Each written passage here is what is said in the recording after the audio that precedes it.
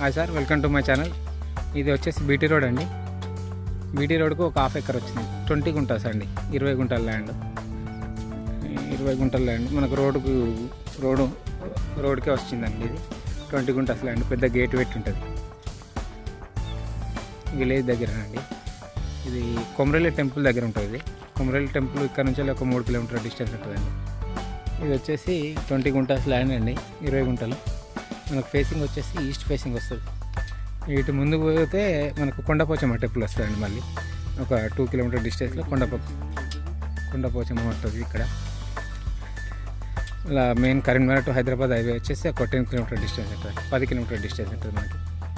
ఇదండి బిట్ వచ్చేసి 3,10,000 చెప్తున్నారు రేటు. కొంచెం తగ్గుతుంది రేటు తగ్గుతుంది అండి కొంచెం. ఫేసింగ్ వచ్చేసి ఈస్ట్ ఫేసింగ్ 3,10,000 చెప్తున్నారు రేటు. మనకు నియర్ బై విలేజ్ దగ్గరనే ఉంటుంది. అవసరం కూడా దాని పక్కన కూడా ఇంకో హాఫ్ ఎకర్ ఉందండి, అది కూడా ఇస్తారట.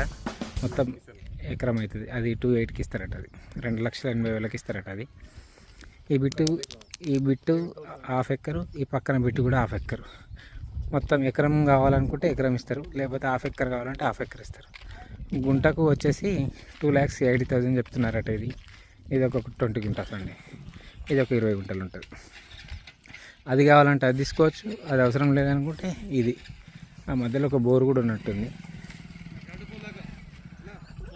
ఈ పోల్ దాకా ఉంటుందండి. రోడ్ ఫేసింగ్ కూడా బాగానే ఉంటుంది. ఫేసింగ్ వచ్చేసి ఈస్ట్ ఫేసింగ్ అండి. ఇది నియర్ బై విలేజ్ దగ్గరనే అనుకోని.